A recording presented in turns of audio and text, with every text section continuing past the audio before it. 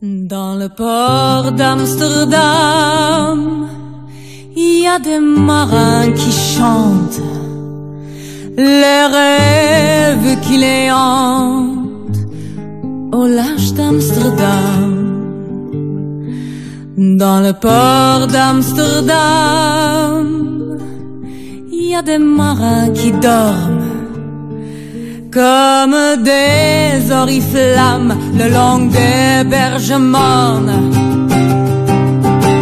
Dans le port d'Amsterdam, il y a des marins qui chantent les rêves qui les hantent au large d'Amsterdam. Dans le port d'Amsterdam, il y a des marins qui dorment comme des oriflammes le long des berges mornes. Mais dans le port d'Amsterdam, il y a des marins qui meurent pleins de bière et de drames aux premières lueurs. Mais dans le port d'Amsterdam, il y a des marins qui naissent dans le chaleur épaisse le longueur berges mornes.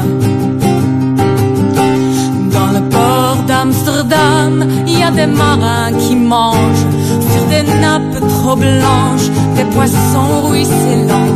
Ils vous montrent des dents à croquer la fortune, à décroiser la lune, à bouffer des haubans. Et ça sent la morue jusqu'à dans le cœur des frites que le grosse-main invite à revenir en plus. Puis s'élèvent en riant dans un bruit de tempête, referment leurs braguettes et sortent en routant.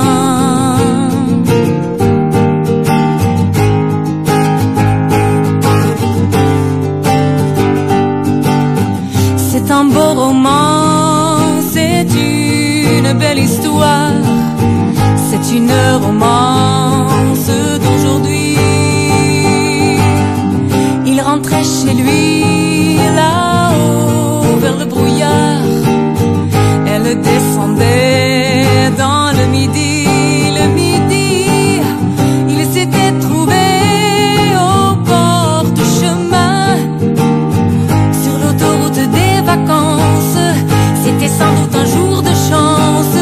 Il savait le ciel à portée de main, comme un cahier la providence, refusant de penser au lendemain.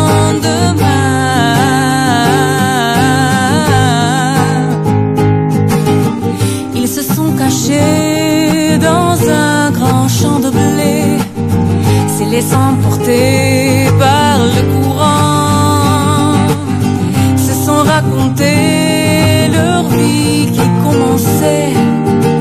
Il n'était encore